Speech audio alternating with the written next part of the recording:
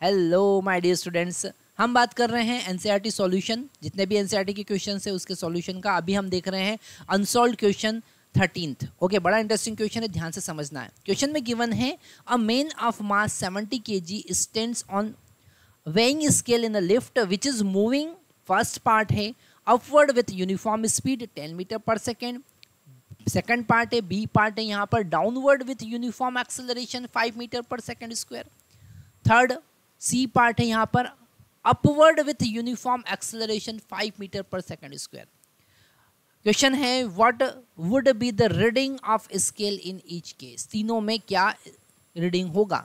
Okay, तो हम यहाँ पर सबसे फर्स्ट वाला केस देखते हैं जिसमें लिफ्ट कांस्टेंट स्पीड से मूव कर रही है ना। लिफ्ट जो है वो अपवर्ड डायरेक्शन में constant speed v is equal to 10 metre per second की स्पीड से मूव कर रही है। तो यहाँ पर डेफिनेटली कोई शूडो फोर्स की बात नहीं करना पड़ेगी हमको, और जो वेइंग मशीन होगा वो नॉर्मल रिएक्शन के बराबर रीडिंग देगा mg। तो normal reaction n equal to m का वैल्यू कितना है, m का वैल्यू तो है 70 और g का वैल्यू 10। तो नॉर्मल रिएक्शन होगा 700 न्यूटन, तो उसका रीडिंग होगा 700। कितना होगा, 700।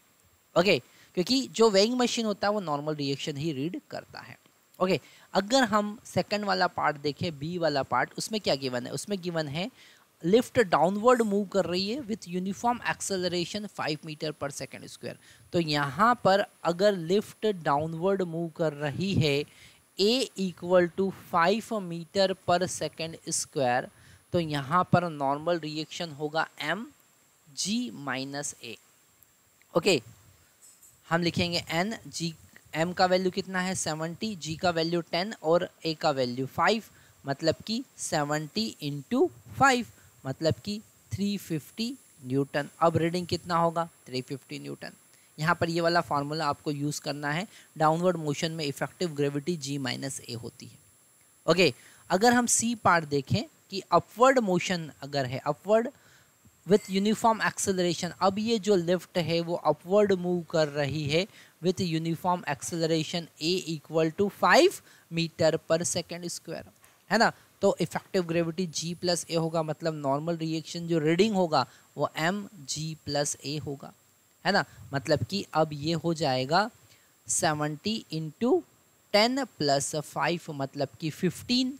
तो ये हो जाएगा 70 इंटू 15 मतलब कि 1050 न्यूटन, ये उसका रीडिंग होगा, है ना। यहाँ पर डी पार्ट एक बार और हमको समझ लेना चाहिए, है ना। उसने कहा है what would be the reading if lift mechanism fail and is hurtled down freely under the gravity.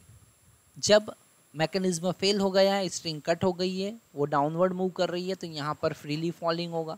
क्या होगा, फ्रीली फॉलिंग होगा, है ना। और रीडिंग कितना होगा, यहाँ पर a का वैल्यू g के बराबर हो जाएगा और नॉर्मल रिएक्शन 0 हो जाएगा, रीडिंग भी कितना हो जाएगा, 0 हो जाएगा, है ना। क्योंकि यहाँ पर इस वाला यही वाला केस है वो, है ना। इसमें भी डाउनवर्ड मूव करेगा और उसमें भी डाउनवर्ड मूव करेगा, पर यहाँ पर a का वैल्यू g के बराबर हो जाएगा, तो नॉर्मल रिएक्शन 0 हो जाएगा। इसलिए ये केस स्पेशल केस है। Thank you.